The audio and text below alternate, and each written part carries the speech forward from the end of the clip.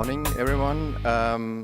My name is Christian Redl. I'm with Agora Energiewende, a German energy policy think tank. It's a great pleasure for me being here to follow up after my colleague from Denmark, one of the, let's say, pioneers within the energy transition. And I think Germany has learned a lot from the Danish experience. And I'm curious what you will think of the comparison of these two countries, and I'm looking forward to discuss this with you. First of all, maybe a quick introduction of my organization. We are a Berlin-based think tank funded by two philanthropic foundations, the European Climate Foundation and the Mercator Foundation. And our mission and task is to contribute to making the German energy transition a success story by, of course, reaching the targets, but we also increasingly try to engage in international debates and contribute to this exciting endeavor of transforming the energy systems throughout the world. We do basically apply a parallel approach. So on the one hand, we cooperate with research organizations, universities, consultancies who perform scientific assessments on our behalf, dealing with the, let's say, pressing questions to move forward with the energy transition. And in parallel, we also organize dialogues. We understand ourselves as a dialogue platform where we want to bring together all the stakeholders who are affected by the power system, who can affect the power system. And as such, with this dialogue, we want to contribute to finding a shared understanding of the challenges to move forward, and hopefully then also to identify jointly solutions to move forward and overcome those challenges. Now, diving into the details, here you can see, first of all, what is the German energy transition all about. I mentioned already several times the word power. For the first phase, I would say it's really more of a power transition. So there are clear targets implemented which call for a phase out of nuclear power in the German power system by 2022. So since some years, every now and then a plant is shut down, and in parallel renewables are being scaled up. So there are dedicated renewables deployment target for now, again focusing on the power sector. And to give you an idea, so in 2015 some 30% of the electricity mix in Germany came from renewables, and over time these targets this contribution should be increased. So for 2030, in 15 years' time, we can expect some 50% renewables in the German power system. And at the same time, of course, energy efficiency is also a pillar, at least in law, but we will see later on that the progress is not that good on that end within the German energy system. The energy transition targets are basically based on a broad societal consensus to avoid two large-scale threats. The first one is the use of nuclear power, and the second one is global climate change. And there are regular polls where you can see that 90% of the German population supports these targets. But of course, there's huge debate and also disagreement on how the targets are achieved and which policies are implemented. So that's still a very lively debate. But let's say the targets as such throughout all parties in the parliament and the population very well accepted. To dive a bit more into the state of play, you can see here on the left-hand side the power generation mix. As mentioned, we have some 30%, this is for 2015, so now the numbers have grown a bit, 30% renewables. And you can also see that within the renewables, and I will talk a bit in more detail about that later on, there are basically two technologies which dominate the system. That's wind power, similar to Denmark, and solar photovoltaics. Hydropower is basically historically already fully developed, so there will not be much progress on that then, and also biomass, where Germany runs into resource constraints, but also cost issues. At the same time, we still see a large chunk of coal-fired generation. 45% of the electricity mix still comes from coal, where lignite is a bit the largest source compared to hard coal. And then we currently have 14% nuclear. On the right-hand side, you see the historical development, and I want to point out just two facts. First of all, green is the renewables, and gray is the gray area is the generation, the annual generation from nuclear. And when you take the sum, you see that, let's say, the total amount of CO2-free generation increases. So that means that the reduction in nuclear was far than compensated by the increase in renewables. That's a good news. At the same time, we see that these brown and black shares, the coal shares, has essentially remained stable over the last 25 years, which is obviously not very good news if you want to reach your climate targets. Still on an, let's say, economy-wise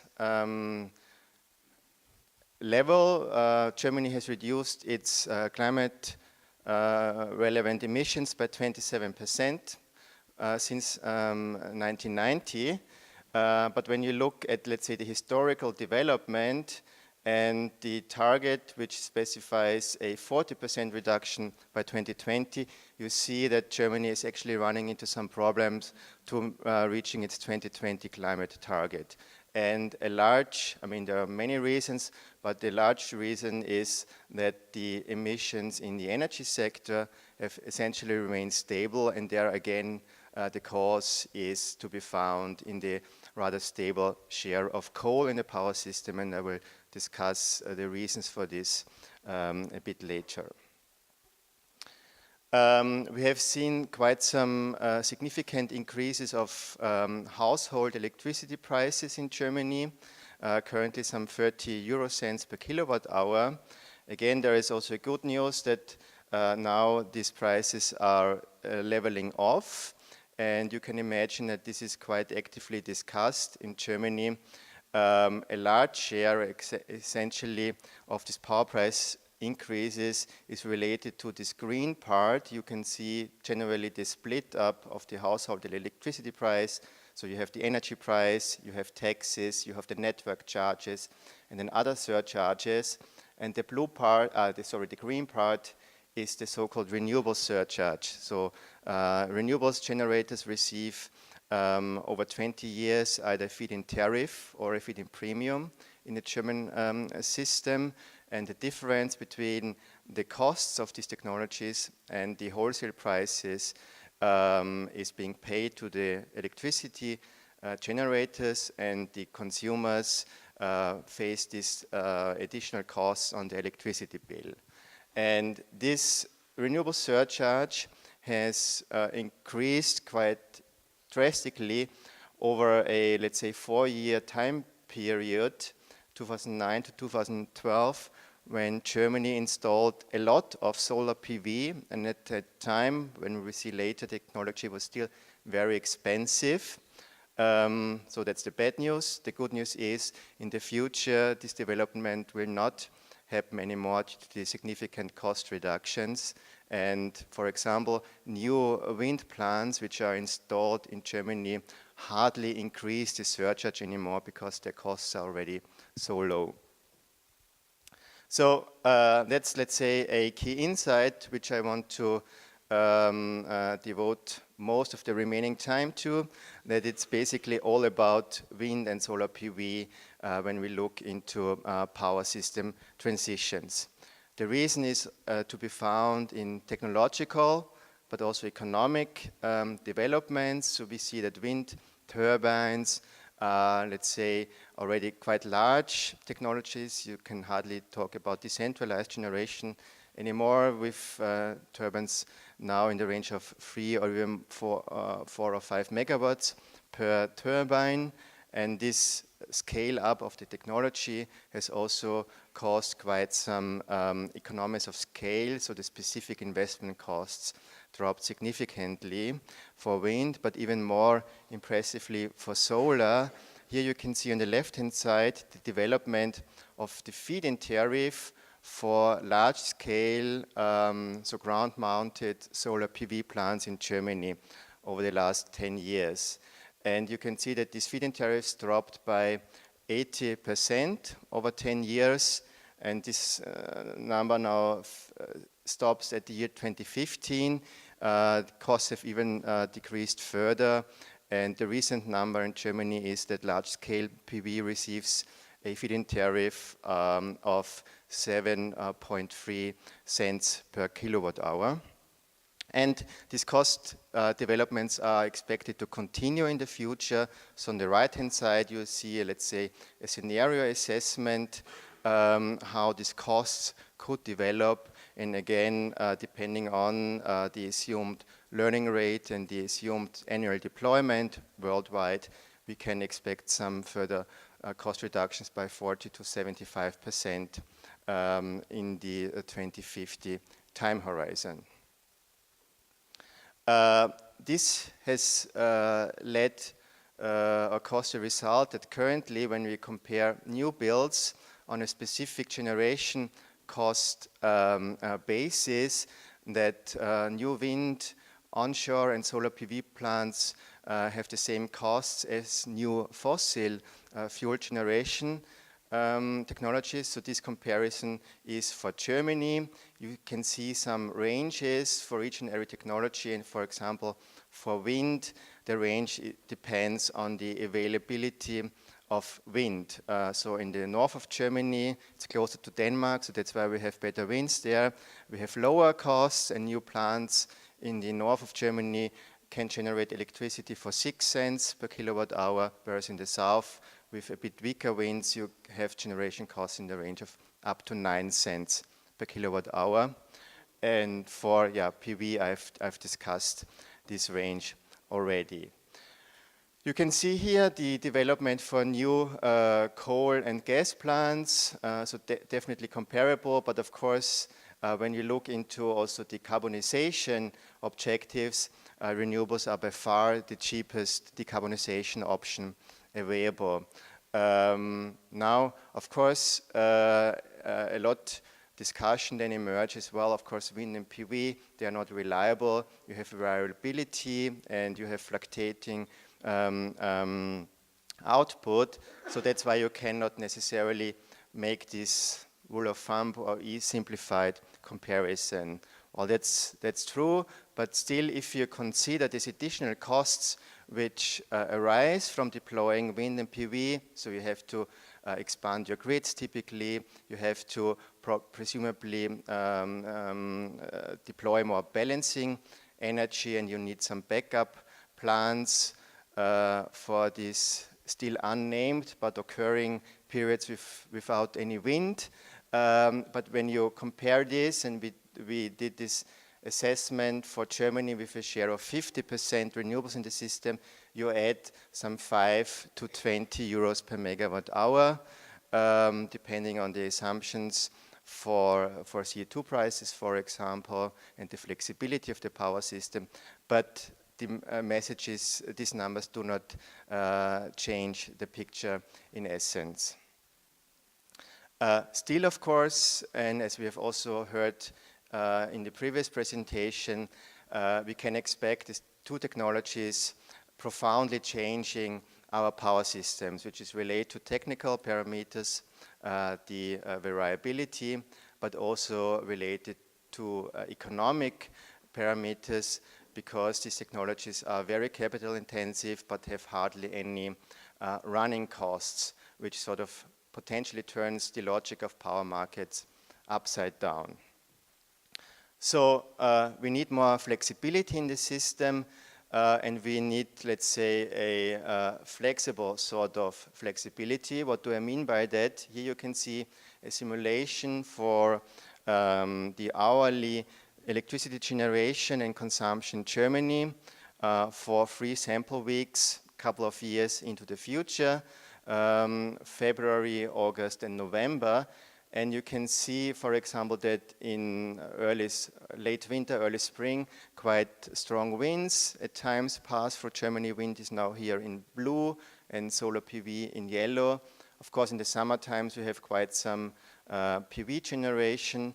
And then there is this infamous week in November when there's no wind and it's also foggy. And then you have hardly any renewables output. And then, of course, you need to have, let's say, this gray part, that's the generation from conventional technologies, being capable to react flexibly to these different magnitudes of flexibility challenge. And as was also already explained by Paul, there are quite some flexibility options available, and they are already required these days in the German power system. So this graph shows you the actual numbers for the second week of May this year. This was the week where Germany already on average had 50% renewables in the mix. And the record hour on Mother's Day was a share of 86% renewables in the German power mix. So we have not reached yet the 100%, as Denmark has already several times, but probably will not take too long to get there. But what that means that already these days the installed conventional fossil fuel power plants have to react quite flexibly. So there is hardly any room for, let's say, baseload plants. They just increase the cost of providing this flexibility to the system. Paul has talked about these flexibility options, so I don't need to go into them. Maybe just one remark regarding sector integration. Indeed, it's a very important source for increasing the flexibility, but it's also, let's say, a requirement to, I would say, decarbonize these sectors. Because with wind and PV becoming the low-cost decarbonization options, it's quite likely that decarbonization of transport and heating also runs through the increased use of renewable electricity in those sectors, which will also probably prove to be a very dynamic development. Still, of course, there are quite some challenges. Now, speaking from a German perspective, when we move into this system with some 50% renewables over the next 15 years, and a very big challenge within Germany is to build the grid infrastructure. I've mentioned that the wind conditions are better in the north of the country, whereas a lot of consumption centers and industries in the south.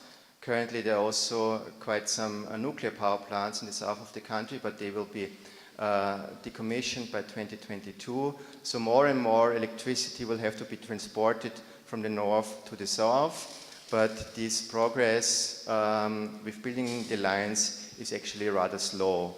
So Germany now has revised its law and given priority to use more underground cables also for the transmission grid, because there was a lot of local opposition, but it also shows that there's probably quite some requirement to still optimize the planning processes and optimize the participation of citizens in those developments. From a target perspective, the biggest challenge is indeed to reach the climate targets. Now, I've shown a similar slide previously. This is now only the power sector. And you may recall that overall Germany has reduced emissions by 27% compared to 1990, whereas the power sector only has reduced by 14%. So it by far underperformed. And the reason is indeed the reluctance of coal in the power system. So Germany originally relied on the European Emissions Trading Scheme to do this job. They had domestic renewable support policies to phase up renewables, and then it was expected that the ETS does the job for, first of all, switching from coal to gas, and then in turn also shutting down additionally fossil fuel power plants. Now with this huge surplus of certificates in the European emissions trading schemes, we currently have CO2 prices of €4 per ton, whereas originally people expected a price of, say, €20 per ton by 2020. This development is unfortunately not happening, and that means that now countries with a high reliance on coal in Europe have to engage in, let's call it, domestic phase-out plans also for coal, and there's really the need to find this consensus.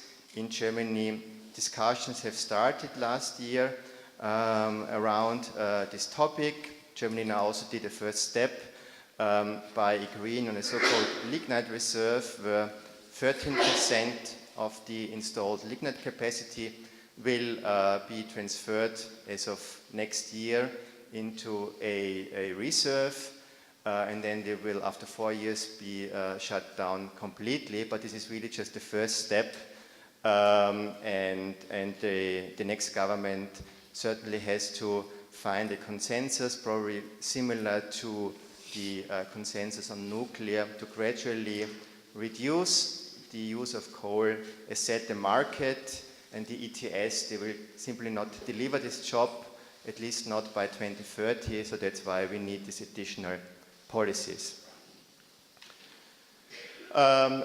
Third challenge is energy efficiency. As said, Germany is really strong on renewables deployment and renewables policies, where I think it also learned a lot from Denmark. But within energy efficiency, here also the discussions just gained momentum last year, and there still needs to be quite some significant efforts to progress on that front. Here you can see the target comparison. By 2020, the electricity consumption should be reduced by 10% compared to 2008.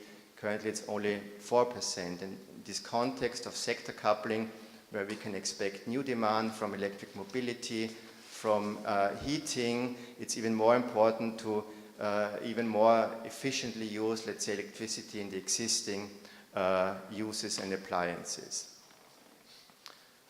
I realize now there's an invisible fourth challenge, or at least I'm bad at counting, but I'm just jumping to challenge number 5, which is scale up European cooperation.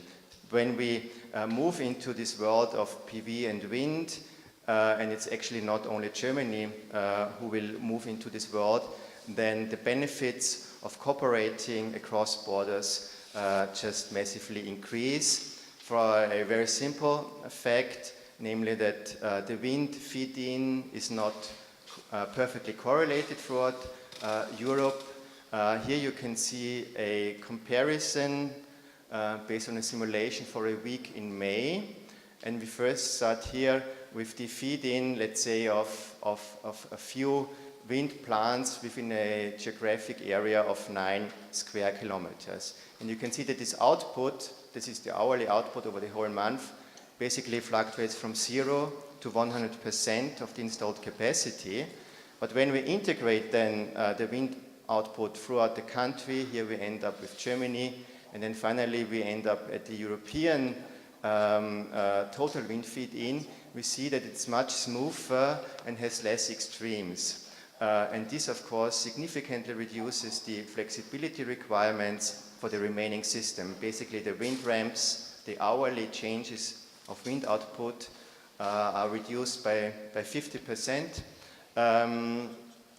when we compare European versus national, so all the countries can benefit from that. And this is, of course, related to cooperation in the area of system operations, TSOs needing to cooperate more, but also countries simply need to rely on fewer capacities for their backup, for example. So basically I would say it's no regret, just every country can gain from this. And finally, and I will not go into the details, but just want to flag the topic, there's a lot of discussion in Europe how to refine the power market design, how to repair the emissions trading scheme, but all these policies proposed are really not enough to reach the climate targets of the European Union in the 2030 context. So we will need still in this time horizon the countries implementing domestic policies on renewables support, but also on actively phasing out coal to have chances to reach these 2030 targets. With this, I would like to close now and look forward to any questions or a stimulating discussion. Thanks very much.